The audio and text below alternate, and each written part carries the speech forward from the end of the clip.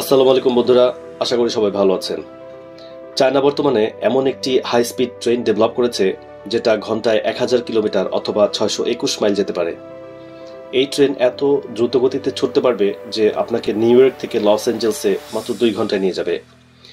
জাপানের বিখ্যাত bullet train Shinkansen normally 320 kilometre অথবা 200 মাইল গতিতে ছুটতে পারে প্রতি ঘন্টায়। আর বর্তমান সময়ের সবচেয়ে দ্রুতগতির কমার্শিয়াল ট্রেন যেটা অপারেশনে আছে সাংহাই ম্যাগলেভ 431 কিলোমিটার অথবা 268 মাইল পর্যন্ত লিমিট ক্রস করেছে। এখন এমন একটা ট্রেনের কথা কল্পনা করুন যেটা অধিকাংশ কমার্শিয়াল প্লেনের স্পিড অর্থাৎ 925 কিলোমিটার অথবা 575 মাইলের চেয়ে ডাবল।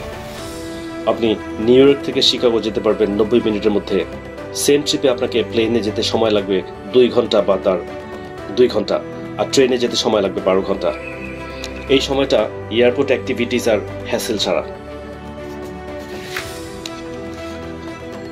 বর্তমান আধুনিক বিশ্বে আমরা সবাই সবকিছু খুব ফাস্টার করতে চাই, আরো এফিশিয়েন্ট করতে চাই, কানেক্টিভিটি আরো বাড়াতে চাই। আমরা যদি একটু পেছন ফিরে তাকাই মোড অফ ট্রাভেলের ইভলিউশনটা একটু অ্যানালাইসিস করার জন্য, আমরা এমন একটা সময় পার করেছি মানুষ টানা গাড়ি থেকে গরুর গাড়িতে, ঘোড়ার গাড়ি থেকে মোটর গাড়ি, প্রপেলার প্লেন থেকে জেট ইঞ্জিনে চলে এসেছি।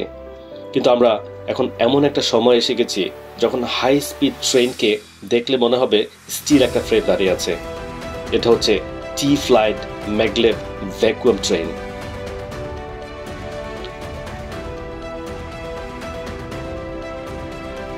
হাই স্পিড ট্রেন নিয়ে আমাদের সব এক্সপেরিয়েন্সকে এটা ছাড়িয়ে যাবে। এটাকে বলা হয় মডার্ন ওয়ার্ল্ডের টেকনোলজিক্যাল মার্ভেল। ডিটেলসে যাওয়ার আগে চলুন ট্রেনের হিস্ট্রিটা একটু রিভিউ করে আসি। ইতিহাসের প্রথম স্টিম ইঞ্জিন ট্রেনের গতি ছিল প্রতি ঘন্টায় 48 কিলোমিটার অথবা 30 মাইল। ঘোড়ার গাড়ির সাথে তুলনা করে ওই সময় এটা ছিল একটা বিরাট অ্যাচিভমেন্ট। এরপর আরেকটু স্পিড আপডেট করে 65 থেকে 80 কিলোমিটার প্রতি ঘন্টার মোটর গাড়ি তৈরি করা হয়। সে সময় এটা ছিল ম্যাক্সিমাম। 1964 সালে জাপান প্রথম বুলেট ট্রেন নিয়ে আসে, দ্য শিনকানসেন, যেটা প্রতি ঘন্টায় 210 কিলোমিটার অথবা 130 মাইল যেতে পারত। এটা ছিল একটা গেম চেঞ্জার। ট্রাভেলারদের সুযোগ করে দিয়েছিল অনেক দূর যেতে খুব অল্প সময়ের মধ্যে। শিনকানসেনের মডার্ন ভার্সন এখন যেতে পারে প্রতি ঘন্টায় 320 কিলোমিটার অথবা 200 মাইল। 2004 সালে চায়না সাংহাইতে তার প্রথম কমার্শিয়াল ম্যাগলেভ ট্রেন উদ্বোধন করে, hitting speed limit 460 kilometre per hour. এটা একটা রিভলিউশনারি ডেভেলপমেন্ট ছিল।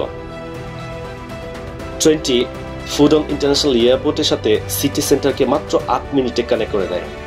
30.5 কিলোমিটারের ট্র্যাক রেকর্ড। চায়নার জন্য এটা ছিল এক নতুন যুগের সূচনা। যদিও সাংহাই ম্যাগলেভ ট্রেনের মেইন আইডিয়াটা জার্মান টেকনোলজি থেকে এসেছিল, কিন্তু চায়না কখনো ফরেন টেকনোলজির উপর ডিপেন্ডেন্ট থাকেনি। 2016 সালে চায়না প্রথমে তার ম্যাগলেভ সিস্টেম চালু করে সাংসাতে। এই ট্রেনটা একটু স্লো ছিল, 100 থেকে 120 কিলোমিটার গতির। চায়না তার নিজস্ব প্রযুক্তিতে নিজস্ব সিস্টেম ডেভেলপ করার সামর্থ্য রাখে, এটা প্রমাণিত। সাংসা লাইন করতে খরচ হয়েছিল $750 মিলিয়ন। যদিও এটা একটু এক্সপেন্সিভ মনে হয়, বাট অন্য ট্রান্সপোর্ট মোডের সাথে কম্পেয়ার করলে এটা বেশ আধুনিক। 363 জন প্যাসেঞ্জার ক্যারি করতে পারে প্রতি ট্রেনে। সাকসেসফুলি বছরের পর বছর ধরে এটা চলছে। স্পিড নিয়ে চায়নার এই প্রতিটা ডেভেলপমেন্ট তাকে পরের স্টেপে নিয়ে যেতে সাহায্য করেছে। একটা ডেভেলপমেন্ট তাকে নিয়ে গেছে নেক্সট লেভেলের থিঙ্কিংয়ে। আমরা কিভাবে অল্প সময়ে অনেক দূর ট্রাভেল করব, কিভাবে সিটি প্ল্যানিং আর ইনফ্রাস্ট্রাকচার ডেভেলপ করব, অনেক দূরের শহরকে কিভাবে কাছে নিয়ে আসবো। চায়নাস এরোস্পেস সায়েন্স অ্যান্ড ইন্ডাস্ট্রি, সংক্ষেপে ক্যাসিক, এই ডেভেলপমেন্টের সাথে এঙ্গেজ হয়ে যায়। তারা শুধু একটা ফাস্টার হাই স্পিড ট্রেন করার কথাই চিন্তা করেনি, তারা গ্রাউন্ড লেভেলে ট্রান্সপোর্টেশনে ম্যাসিভ রিভলিউশনারি চেঞ্জ আনার লক্ষ্য নিয়ে এগিয়ে এসছে। তাদের নতুন target speed 1000 kilometre per hour. এটা শব্দের গতির খুব কাছাকাছি। এটা অ্যাচিভ করার জন্য তারা 2টা টেকনোলজির কম্বিনেশন করেছে, magnetic levitation and vacuum tubes. Wait, আপনি হয়তো ভাবছেন এটা হয়তো এলন মাস্কের সেই হাইপারলুপ ট্রান্সপোর্টেশনের method? Answer is yes or no, both. দুইটা টেকনোলজির লক্ষ্য একই, to achieve super high speed in low pressure tube, but কাজের ধরনের দিক থেকে এরা একটু ডিফারেন্ট। চলুন ডিসকাস করা যাক। বলতে পারবেন একটা চলন্ত গাড়ির গতিকে স্লো করে দেয় কোন বিষয়টা? Air resistance.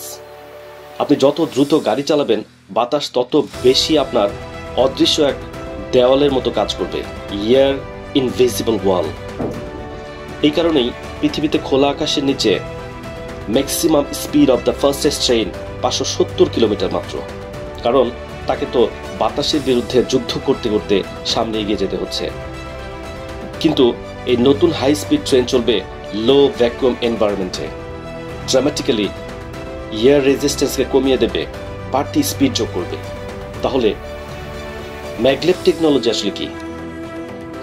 ম্যাগলেভ টেকনোলজি হচ্ছে বায়ুমণ্ডলে চুম্বকের আকর্ষণের অথবা বিকর্ষণের ফলে কোনো বস্তুর যে ভাসমান অবস্থা তৈরি হয়, সেটি হচ্ছে লেভিটেশন।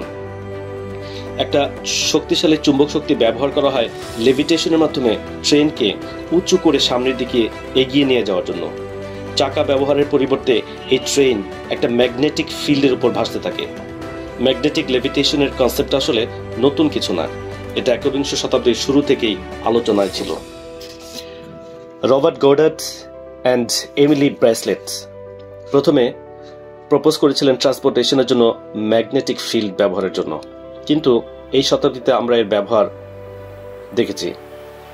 চলুন আলোচনা করা যাক।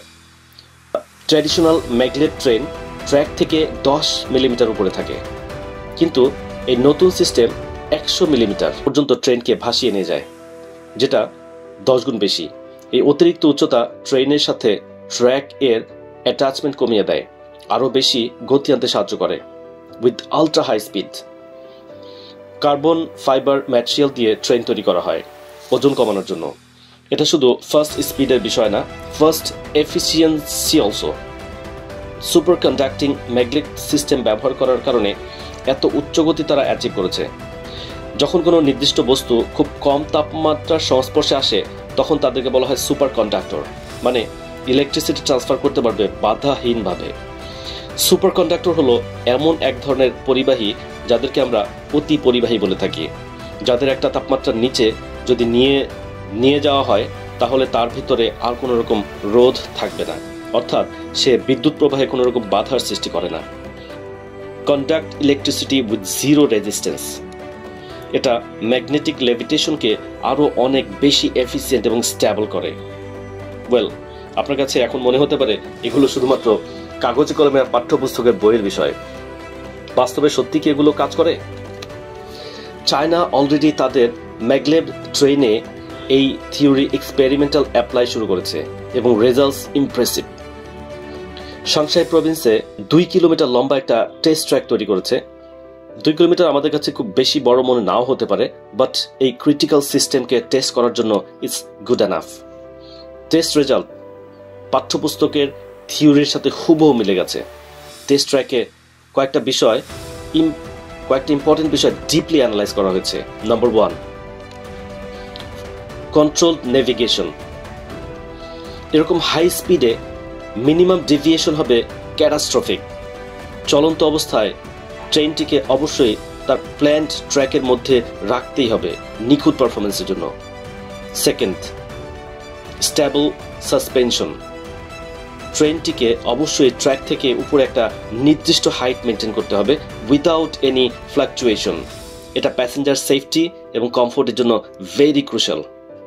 ফাইনালি, সেফ স্টপিং, অর্থাৎ সেফ স্টপে ভেরি সাকসেস। এই টেস্ট প্রমাণ করেছে তাদের বেসিক কনসেপ্ট কাজ করছে। নাও পরের স্টেপ হচ্ছে লঙ্গার ডিস্টেন্সে ট্রাভেল করার জন্য এটাকে উপযুক্ত করা। কল্পনা করুন, আপনি থাকছেন এক শহরে, ব্রেকফাস্ট করবেন 100 মাইল দূরের অন্য এক শহরে, আর লাঞ্চ এবং ডিনার করবেন আরেক শহরে। সারাদিন কাজ শেষ করে আপনি আপনার বাড়িতে ঘুমোতে আসবেন আরেক শহরে। কি অসাধারণ, তাই না? আপনি কি এমন একটা পৃথিবীর জন্য প্রস্তুত যেখানে আপনি প্রতি মুহূর্তে শব্দের গতিতে ছুটে চলবেন এক শহর থেকে আরেক শহরে? দয়া করে কমেন্ট বক্সে জানাবেন। আমি পার্সোনালি ওয়েট করছি দেখার জন্য এই ডেভেলপমেন্টটা মানুষকে সভ্যতাকে কোথায় নিয়ে যায়। বন্ধুরা, আজকে এ পর্যন্ত। Bye bye.